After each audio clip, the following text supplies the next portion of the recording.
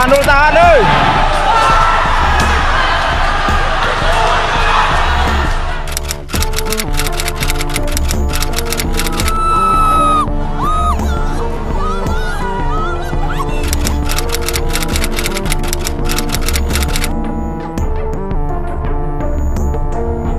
Aksi massa yang terjadi pada tanggal 28 hingga 31 Agustus di Jakarta berujung pada kerusuhan yang mengakibatkan puluhan fasilitas umum terbakar. Adapun kerusuhan ini diduga dipicu oleh kelompok orang tidak dikenal yang menjadi massa gelap dalam aksi tersebut. Padahal aksi atau demonstrasi ini bermula dari keresahan masyarakat yang berusaha untuk menyuarakan aspirasi mereka. Berawal dari kekecewaan mereka terhadap kenaikan tunjangan DPR dan juga arogansi sejumlah anggota DPR di situasi dan juga kondisi sosial masyarakat saat ini. Sehingga kemudian masyarakat ini berusaha untuk menyuarakan aspirasi mereka. Namun di tengah-tengah demonstrasi tersebut diduga ditunggangi oleh orang-orang tidak dikenal atau massa gelap yang akhirnya berujung pada kerusuhan.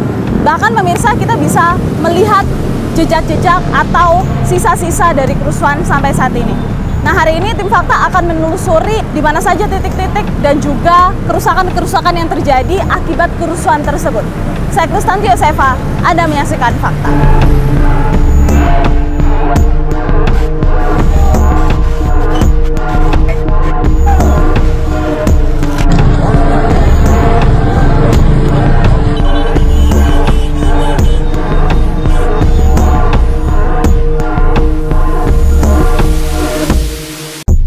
Anda bisa lihat ya pemirsa, ini merupakan halte Senen, salah satu halte yang terdampak paling parah setelah adanya aksi kemarin pemirsa, kerusuhan kemarin. Kita akan coba untuk melihat ke atas, kita akan mencoba minta izin.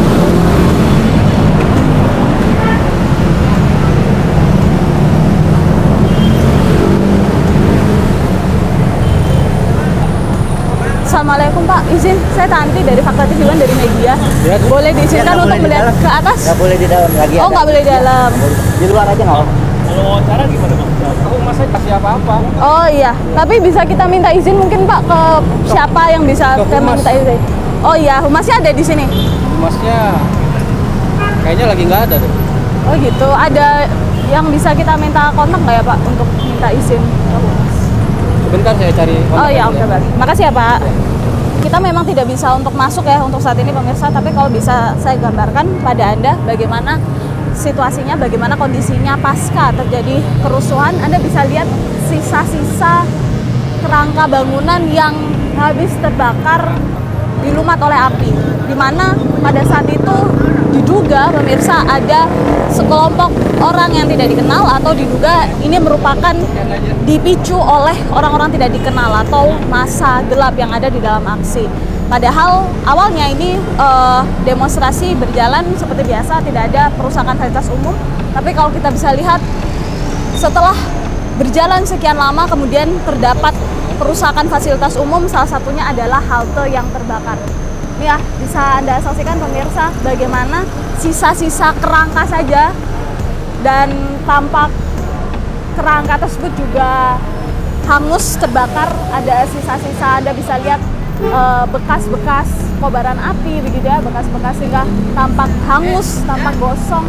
Ini adalah sisa-sisa tangganya. Anda bisa lihat kobaran apinya atau lumatan apinya nih bahkan sampai atas. Kita bisa lihat kalau di bagian atapnya saja itu tampak hangus terbakar. Ini juga ada sisa-sisa kerangka kayu yang tampak gelap begitu, merupakan bekas dari kobaran api. Karena adanya kerusakan ini, sekarang proyek ini tengah berlangsung ya untuk melakukan revitalisasi, kemudian dibangun kembali halte ini. Kita juga bisa lihat ada sejumlah orang-orang proyek yang kemudian membangun kembali, ada juga bahan-bahan bangunan yang sudah disiapkan di sini untuk membangun kembali.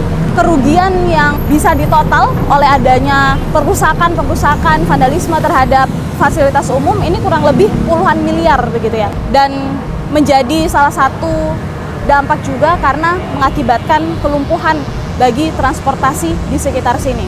Sampai sekarang pun juga kita bisa lihat masih ditutup begitu ya, masih belum beroperasi kembali. Sepertinya pemirsa, di situ ada pos polisi yang kemarin juga sempat dibakar oleh orang-orang tidak dikenal dalam demo kemarin. Kita akan coba melihat ke sana.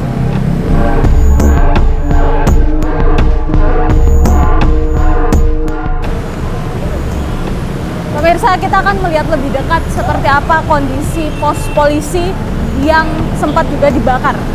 Letaknya ini sama, masih sekitaran di Senen juga, berada di Simpang Senen. Nah, ini adalah penampakan pos polisi yang dibakar dalam aksi yang berujung pada kerusuhan pekan kemarin. Pemirsa, Anda lihat seperti apa kondisinya. Cukup parah ya kerusakannya. Bisa kita lihat dari bagian atap saja ini sudah terlihat sangat parah. Sekarang sedang dalam proses pembangunan. Kita akan coba melihat seperti apa juga situasi di bagian dalam.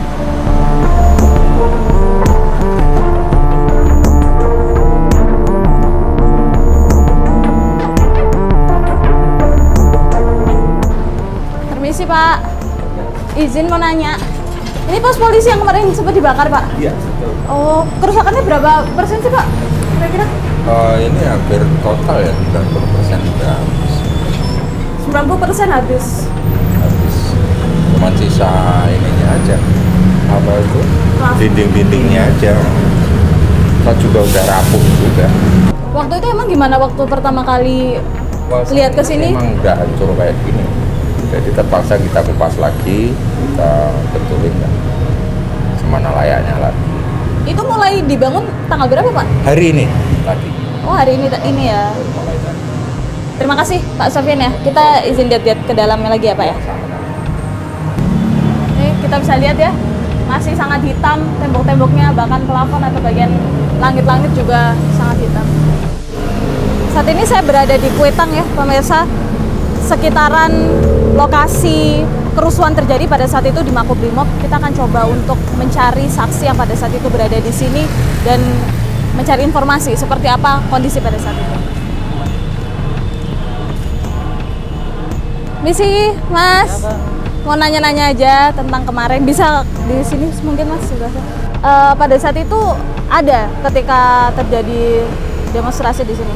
Kalau nggak salah pukul jam 9:30 kali kejadian itu, pas ada rame-rame. Saya lagi istirahat sama yang lain di sini. Itu tanggal berapa Mas? Hari apa? Tanggal 28. Tanggal 28. Terus?